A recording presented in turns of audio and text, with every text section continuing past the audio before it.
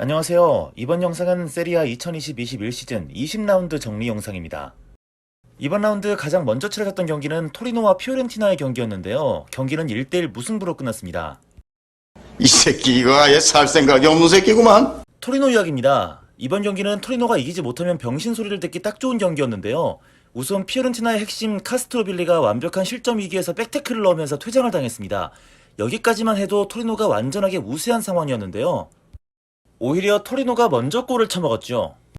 그리고 토리노에게 또 하나의 큰 기회가 오는데요. 이번에는 피오렌티나 핵심 수비수 밀렌코비치가 벨로띠와 시비가 붙어 머리로 들이받는 바람에 두 번째 레드카드가 나오게 됩니다.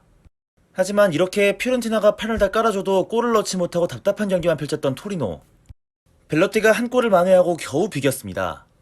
팀의 승리에는 실패했지만 골을 집어넣은 벨로띠는 대기록을 하나 세웠는데요. 세리아 리그에서 6시즌 연속 10골 기록을 세웠습니다. 현재 현역 선수로는 유일한 기록입니다.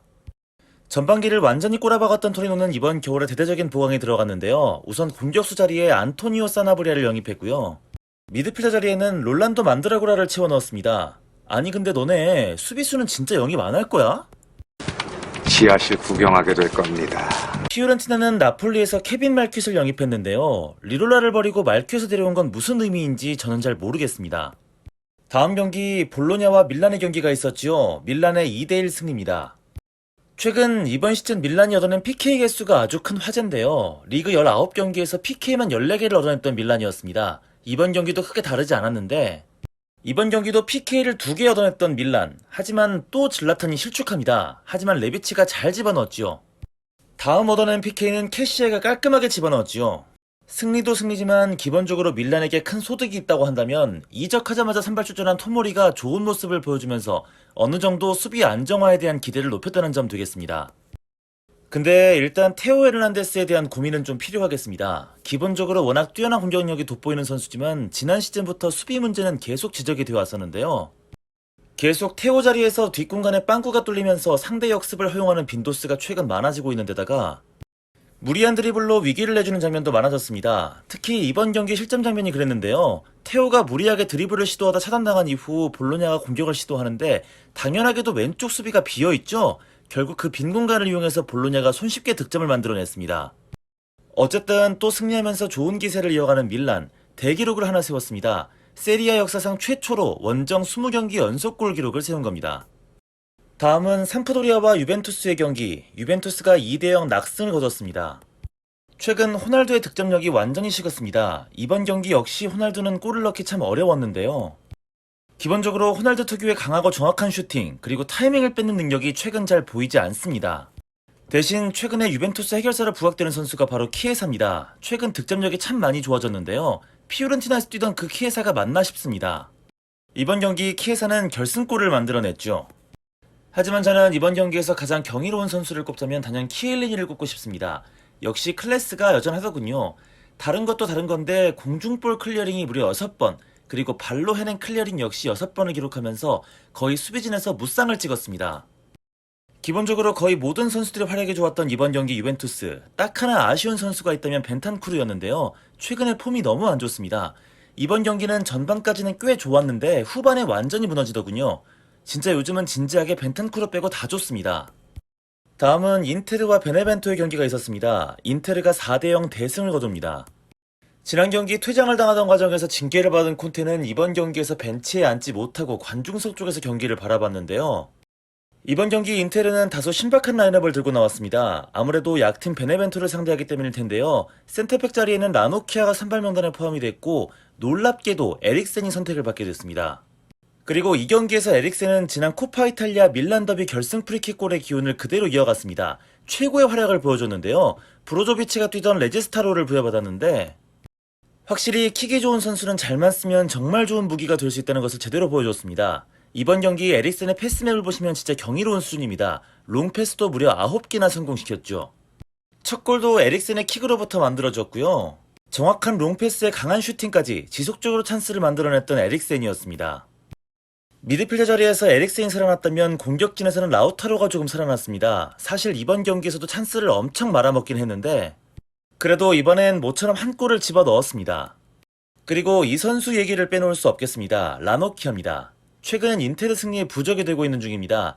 콘테가 부임한 이후 라노키아가 출전한 16경기에서 인테르는 12승 4무, 무패의 전적을 달리고 있습니다.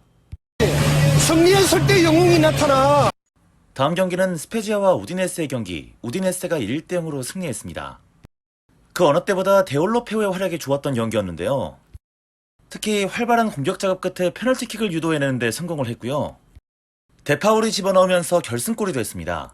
다만 결승골을 PK로 집어넣었던 데파울이 75분 퇴장을 당하게 되면서 수적으로 불리해지고 또 위기가 왔던 우디네스였는데요. 수적인 우위를 차지하고 막판 몰아붙였던 스페지아, 하지만 결국 사포나라가 퇴장을 당하게 되면서 스페지아는 결국 패배하게 됐습니다. 아탈란타와 라치오의 경기가 있었습니다. 라치오의 최근 기세가 참 놀랍습니다. 아탈란타까지 3대1로 이겨버렸습니다. 아탈란타 입장에서는 고젠스가 경고 누적으로 나오지 못하게 된 것이 전력상으로는 약간의 마이너스가 불가피했던 경기였습니다. 라치오에서는 제가 지난 영상에서도 말씀드렸지만 최근 마루시치가 이상할 정도로 좋은 모습을 보여주고 있었는데요. 이번 경기에서도 놀라웠습니다. 특히 전반 3분 만에 원더골을 집어넣었습니다. 그리고 아탈란타는 여느 경기와 마찬가지로 이번 경기 역시 수비 라인을 아주 높게 올려서 압박을 펼치며 경기를 풀어갔는데요. 그런 아탈란타의 전략을 완전히 깨부술 수 있었던 가장 큰 원동력은 바로 페페레이나 골키퍼였습니다. 아주 정확한 킥이 돋보였는데요. 라치오의 두 번째 득점 장면에서 확실하게 확인할 수 있습니다. 레이나의 정확한 킥, 그리고 임모빌레 헤더 한 번으로 아탈란타의 수비 라인이 완전히 무너지는데요. 결국 코레아의 골로 이어지게 됩니다. 하지만 라치오 팬들에게 이보다 더 기쁜 소식은 없었을 겁니다. 라치오 이적 이후 이렇다 할 활약이 전혀 없었던 선수, 바로 무리키인데요. 드디어 골을 기록했습니다. 주중에 치러진 아탈란타와의 코파 이탈리아 경기에 이어서 2경기 연속골을 만들어내면서 무리키는 드디어 세리아 무대 데뷔골을 신고했습니다. 놀라운 리그 5연승을 질주 중인 라치오, 코파 이탈리아에서 아탈란타에게 패배한 것을 완벽하게 서력하고 기분 좋게 2월을 시작합니다. 다음은 칼리아리와 사수올로인데요. 두 팀 1대1 무승부로 경기를 마쳤습니다. 경기 스탯을 보시면 점유율이 29대 71, 압도적으로 사수올로가 경기를 이끌어 나갔는데요. 하지만 두 팀 큰 차이가 있다면 칼리아리에서 선방이 무려 5개, 그리고 결정적 선방이 4개나 나온 것이었습니다. 그만큼 칼리아리의 크라뉴 골키퍼가 이 경기에 유일한 변수를 만들어냈습니다. 그러면서 선취골을 칼리아리가 가져갔는데요. 무려 94분 제레미 보가가 극적인 동점골을 만들어냈습니다. 겨우 패배를 모면하긴 했지만 영 좋지 않은 1월을 보냈던 사수올로인데요. 1월에 치렀던 6경기에서 사수올로는 1승 2무 3패로 크게 주저앉고 말았습니다. 다음 경기입니다. 크로토네와 제노와의 경기는 3대0 제노와의 완승으로 끝났습니다.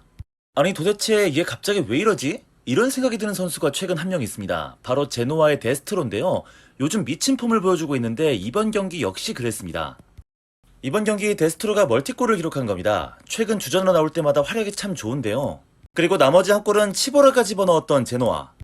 지난 시즌 아탈란타에 깜짝 영입된 이후 이번 시즌부터 제노아에서 뛰고 있는 1999년생 풀백 치보라는 드디어 2시즌 만에 세리아 데뷔골을 넣었습니다. 다음 경기 나폴리와 파르마의 경기는 나폴리의 2대0 승리로 막을 내렸습니다.